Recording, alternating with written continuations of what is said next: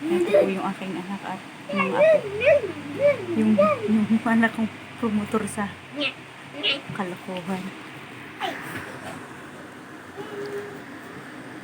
Ayan po sila naglalaro. Ayan po sila. Saturday po kasi ngayon walang pasok, kaya ayan po guys. Habang namamahinga po tayo after lunch, after kumain ng tanghalian, ayan po yung dalawa kong apo at yung aking bunso. Ayan po, tingnan niyo po kanila yan. At least nag-improvise sila ng laruan kesa po sa gadget. Inayaan ko po silang gumawa ng art, yung mga bulbulaklak, yung vase. Mamaya po lalagyan nila ng kulay. Inayaan ko lang po silang ganyan kesa po maglaro po sila ng gadget. Mas okay po yan at nagiging creative po sila. Tsaka yung isip nila gumagana sa laro. Hindi po nakatutok sa gadget yan. Di ko po sila hanggat maaari pinapawak basta-basta ng gadget. May time lang po talaga. Ayan po. Maya-maya po, after 30 minutes, matutulog na po yan. Tulog po sila ng mga 1 hour sa hapon, 1 to 2 hours. Then, ano na po yan. Magre-review itong mga bulilit na pasok na. Tapos, ayun po, mamaya, saka pa lang sila pwedeng maglalaro-laro ulit sila dito. Tapos, saka pa lang sila pwedeng mag-TV. Hindi ko po masyadong pinapahawak ng gadget kasi kailangan po nilang magamit at gumana yung kanilang mga muscle, yung kanilang isip. Kaya may oras po ng review, may oras ng laro. Yan. Mas maganda po yung ganyan, may physical activity sila. Kaya sabihin mo pa ganyan-ganyan lang. Kaya po sa gadget. At mahirap po ang bata pagka masyadong nasanay sa gadget. Ang mga mata, ang isip. Yung alam nyo po yung hindi na sila by command na lang sila. Yung hindi na sila multitasking. Yung isang utos mo parang hindi pa nila magawa ng maayos kapag sobrang babad ang bata sa gadget. At least ito po mga bata, yung ganyan. Kaya kahit simpleng laro lang po sa loob ng bahay kasi sobrang init po ngayon sa labas. Ayun po yung labas namin. Oh. Sobrang init po. Ayan po.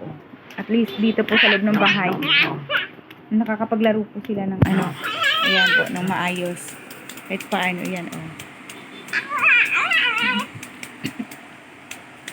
Dito na siya. Alin? Alin? Ba't na siya? Mama. Yung kanilang puno, flower base. Ayan po.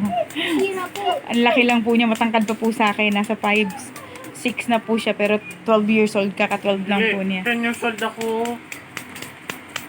Ayan po. Pero yung isip daw po niya sa paglalaro ay pang 10. Sabi mo, hello po. Hello guys.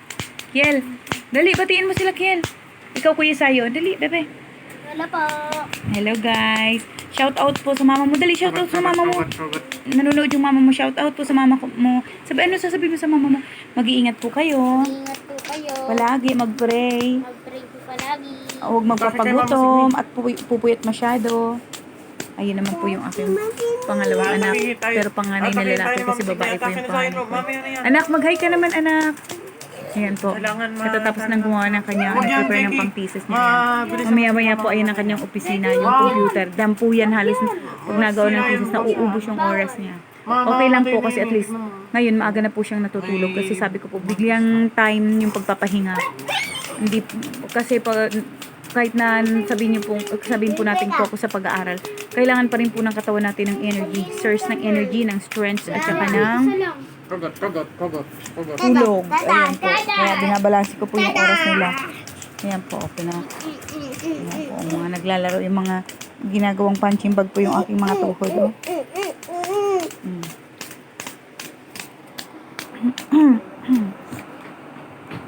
Kanin.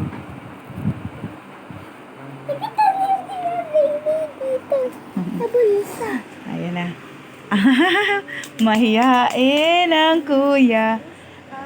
Hi ka, Kiel. Say hello. Dito, tingin ka sa camera. Say hi, mama. Yung papa mo, aray ko.